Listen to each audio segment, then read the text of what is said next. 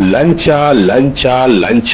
ಗೋಕಾಕ್ ಕಂದಾಯ ನಿರೀಕ್ಷಕರ ಕಚೇರಿಯಲ್ಲಿ ಲಂಚ ತೆಗೆದುಕೊಳ್ಳದೆ ಯಾವುದೇ ಕೆಲಸ ಮಾಡಲ್ಲ. ಲಂಚ ಕೊಟ್ಟರಷ್ಟೇ ಕೆಲಸ ಸಲ್ಲಿಸು, ಇಲ್ಲ ಅಂದ್ರೆ ನೆಪ ಹೇಳಿ ಲಂಚ ಪೀಕುತ್ತಾನೆ. ಒಂದು ಪಿಂಚಣಿ ಫೈಲ್ಗೆ ಸಹಿ ಹಾಕಲು 200 ರೂಪಾಯಿ ಲಂಚ ಕೊಡಲೇಬೇಕು.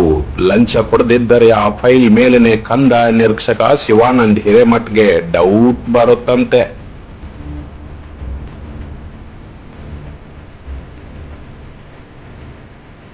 ಕಂದಾಯ ನಿರೀಕ್ಷಕ ಶಿವಾನಂದ್ ಹಿರೇಮಠ್ ಲಂಚ ಸ್ವೀಕರಿಸಲಿಕ್ಕಂತಾನೆ ಅಬ್ದುಲ್ ಖಾನ್ ಎಂಬ ಸಿಂಗ್ಲಾಪುರ್ ಗ್ರಾಮ ಸಹಾಯಕನನ್ನ ನೇಮಕ ಮಾಡಿಕೊಂಡಿದ್ದಾನೆ.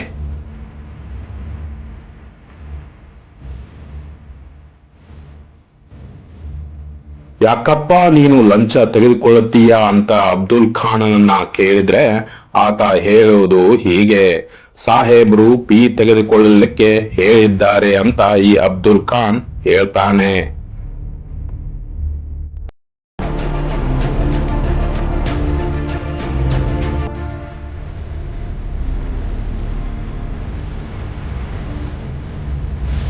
ಕಂದಾಯ ನಿರೀಕ್ಷಕ ಶಿವಾನಂದ್ ಹಿರೇಮಠನ ಅಣತಿಯಂತೆ ಈ ಅಬ್ದುಲ್ ಖಾನ್ ಲಂಚ ಸ್ವೀಕಾರ ಮಾಡುತ್ತಾನೆ. ಹೀಗೆ ಸ್ವೀಕರಿಸಿದ ಲಂಚದಲ್ಲಿ ಶಿವಾನಂದ್ ಹಿರೇಮಠನಿಗೂ ಪಾಲು ಇದೆ ಅಂತ ಸ್ಪಷ್ಟವಾಗುತ್ತೆ.